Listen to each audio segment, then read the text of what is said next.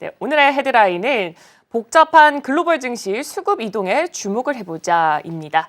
네, 그럼 먼저 간밤 뉴욕 증시 상황부터 짚어보도록 하겠습니다. 일단 3대 지수 같은 경우에는 이 장중에 좀 낙폭을 보여주긴 했습니다만 다우 쪽에서가 0.37% 그래도 오름세로 마무리 지었고 나스닥이 1% 넘는 하락세, 그리고 S&P 500이 0.47% 정도 떨어졌습니다. 일단 업종별로 살펴봤을 때도 소비재 쪽에서는 그래도 상승불이 들어와 있고 헬스케어 쪽에서도 상승불이 들어와 있습니다. 그럼 먼저 간밤 뉴욕 증시 상황부터 짚어보도록 하겠습니다. 네, 일단 3대 지수가 굉장히 큰 폭으로 좀 엇갈리는 모습을 보이죠. 방향성은 3대 지수 모두 하락을 좀 보이고 있는데 낙폭 기준으로 본다면 나스닥의 낙폭이 굉장히 두드러지는 상황. 그러면 나스닥 지수 안에 포함되어 있는 어떤 기업이 이렇게 또 문제가 있었을까, 이것을 살펴봐야 되는 게 기본일 것 같습니다.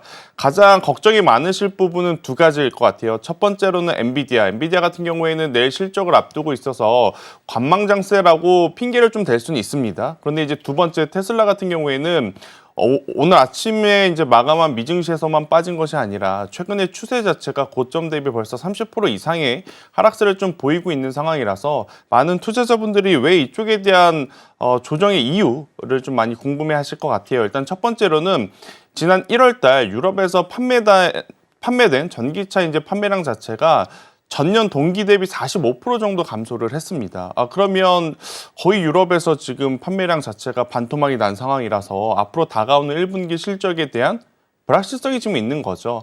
그런데 이제 테슬라 쪽에서는 이 생산 공정에 대한 변화 때문에 일시적인 수치의 변화일 뿐 충분히 다시 개선을 할 수 있겠다라는 이야기가 나오고 있어서 일단 이 부분은 더 지켜봐야 되지만 더 이제 중요한 건 유럽에서 BYD의 지금 전체 판매량이 뒤지고 있다라는 악재가 지금 쏟아지고 있다라는 거죠.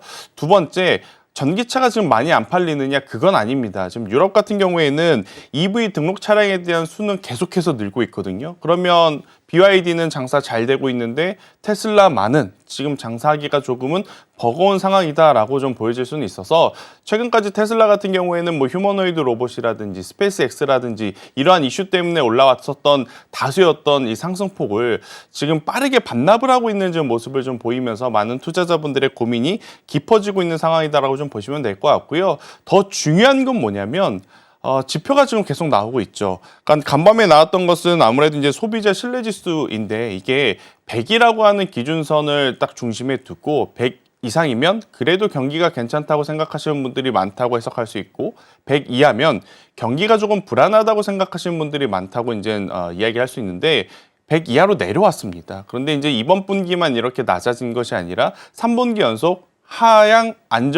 하락폭이 좀 커지고 있었던 거죠. 그러니까 3분기 전으로 돌아가면 어떤 이슈가 있었느냐?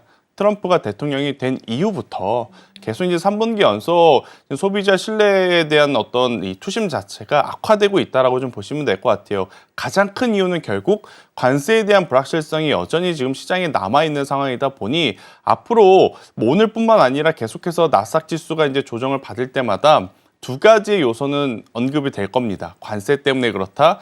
그로 인해서 지표에 대한 부담이 생겼고 그로 인해서 인플레이션에 대한 압박이 생겼다라는 이제 이야기들을 좀 많이 들으실 것 같은데 오늘 아침에 마감한 미증시도 이런 여러 가지 이슈 때문에 조금 많이 밀렸던 상황이고요. 대신에 다우지수와 S&P를 보면 그래도 희망의 끈을 놓지 않을 정도로 이제 좋은 뉴스들이 있었던 쪽이 있습니다. 대표적으로 나이키 실적 괜찮았고요. 그리고 이제 홈디포라고 해서 이제 건축자재, 산업재 이쪽도 실적 굉장히 괜찮게 나왔던 그런 상황이라서 기술주들에 대한 진통은 있겠지만 다른 업종들의 이제 순환매가 돌아갔을 경우에 글로벌 증시도 글로벌 증시지만 아시아 증시도 충분히 견뎌낼 수 있는 흐름들은 나올 수 있지 않겠는가라는 의견 한번 드려보도록 하겠습니다.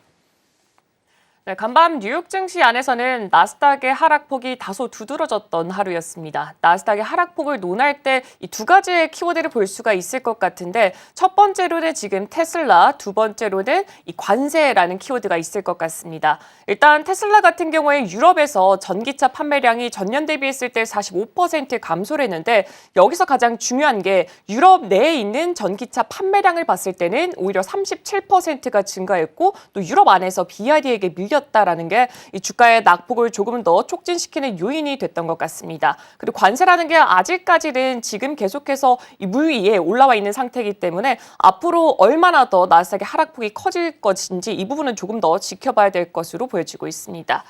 네, 근데 일단 지금 이 조정 분위기 자체가 계절적인 요인이다라는 말도 나오고 있습니다.